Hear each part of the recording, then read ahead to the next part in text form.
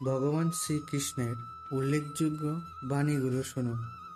অহংকার মানুষের বিবেক বুদ্ধি চিন্তা করার শক্তিকে নষ্ট করে দেয়।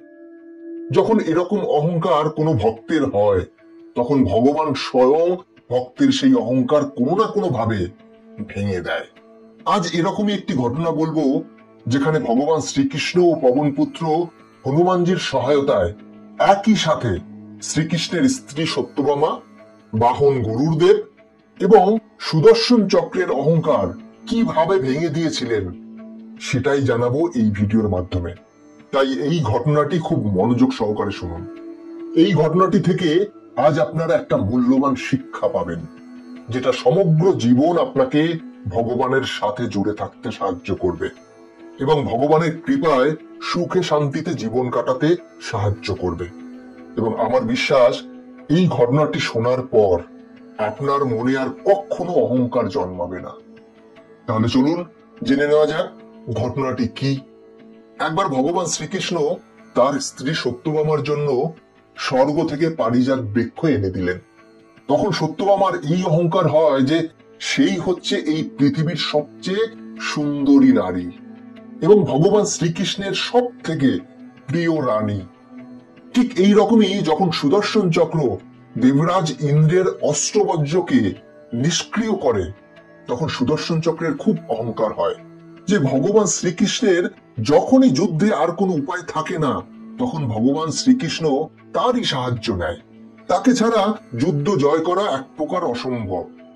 এবং ঠিক একই রকম গরুর দেবতা ভাবতে থাকে যে ভগবান আমাকে ছাড়া কোথাও যেতে পারে না, কারণ আমার থেকে অধিক গতি সম্পন্ন পৃথিবীতে আর কেউ নেই।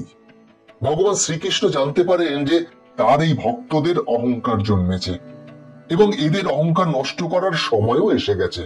তখনই ভগবান শ্রীকৃষ্ণ এক লীলা রচনা করলেন এবং হনুমানজিকে স্মরণ করলেন।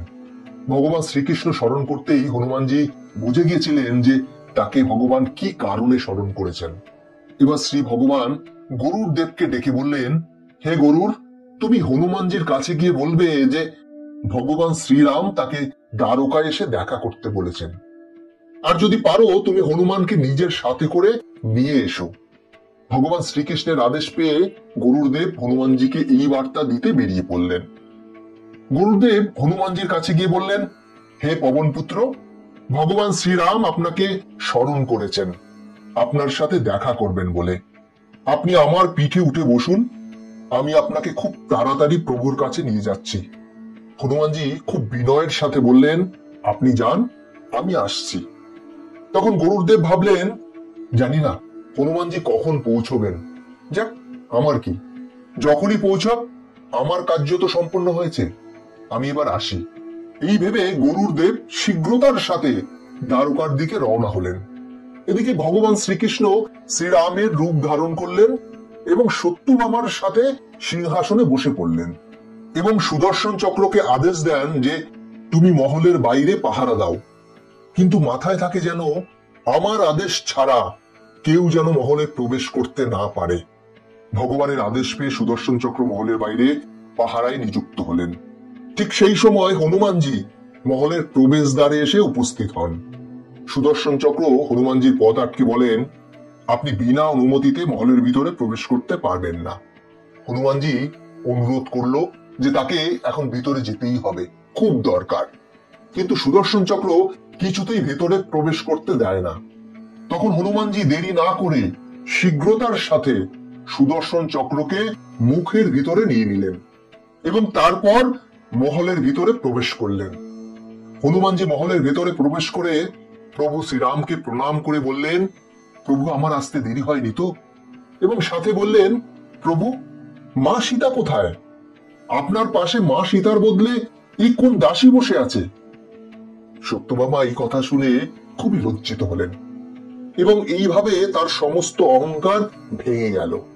তখনই পরিশ্রান্ত গরুড়দেবও সেখানে এসে হাজির হন। গরুড়দেব হনুমানজিকে দেখে তখন সে অবাক হয়ে যান এবং ভাবতে থাকেন যে আমার গতির থেকেও জোর গতিতে হনুমানজি এখানে কি করে পৌঁছলেন। এবং গরুড়দেবও নিজের ভুল বুঝতে পারল যে তার থেকেও গতি সম্পন্ন কেউ আছেন এবং তার অহংকারও ভেঙে চুরমার হয়ে গেল। তখনই রামরূপী শ্রীকৃষ্ণ হনুমানজিকে জিজ্ঞেস করেন, হে পবন পুত্র, তুমি বিনা অনুমতিতে কিভাবে মহলে প্রবেশ করলে? তোমাকে প্রবেশদ্বারে কেউ আটকায়নি? তখন হনুমানজি বললেন, প্রভু, আমি ভাবলাম আপনার দর্শনে আমার দেরি না হয়ে যায়, তাই সুদর্শন চক্রের সাথে যুদ্ধে সময় না করে মুখের মধ্যে ঢুকিয়ে। এই বলে হনুমানজি নিজের মুখ থেকে সুদর্শন চক্রকে বের করে প্রভুর চরণে রেখে দিলেন। এইভাবে সুদর্শন চক্রেরও সমস্ত অহংকার ভেঙে চুরমার হয়ে গেল। এইভাবে ভগবানের 3 ভক্তের অহংকার নষ্ট হয়ে যায়। এরপর সত্যভামা, গরুড়দেব এবং সুদর্শন চক্র শ্রী ভগবানকে বলেন, প্রভু, আপনার লীলা বোঝা খুব কঠিন। আপনার ভক্তের অহংকার আপনি ভক্তের দ্বারাই ভেঙে দিলেন। আপনার জয় হোক প্রভু। যদি সত্যভামা, গরুড়দেব এবং সুদর্শন চক্রের অহংকার না ভাঙতো, তাহলে তারা 3 জনই প্রভুর কাছে থাকতে পারতেন না। পরমাত্মার কাছে সেই থাকতে পারে যার আমিত্ব ভাব বা অহং ভাব দূর হয়েছে।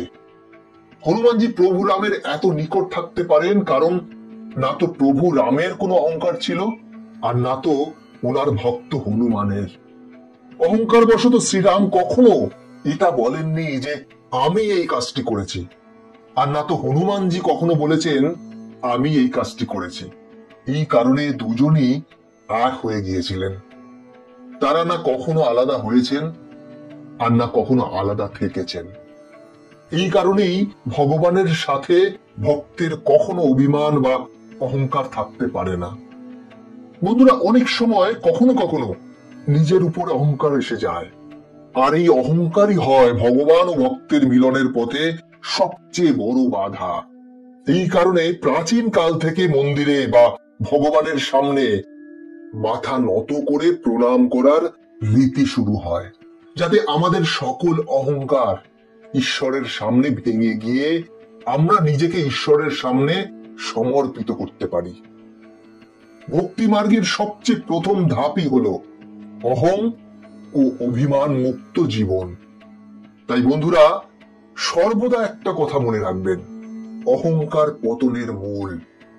কোনো কিছুর জন্য অহংকার করবেন না, কারণ আজ যা নিয়ে আপনি অহংকার করছেন, সেটা সম্পদ হোক বা অর্থ, গতকাল সেটা অন্য কারোর ছিল। আজ আপনার কাছে আছে, আগামীকাল সেটা অন্য কারো কাছে চলে যাবে। এটাই নিয়তি, এটাই চরম সত্য। তোমাদের যদি এই ভিডিওটা ভালো লাগে থাকে তাহলে অবশ্যই একটা লাইক করে দাও।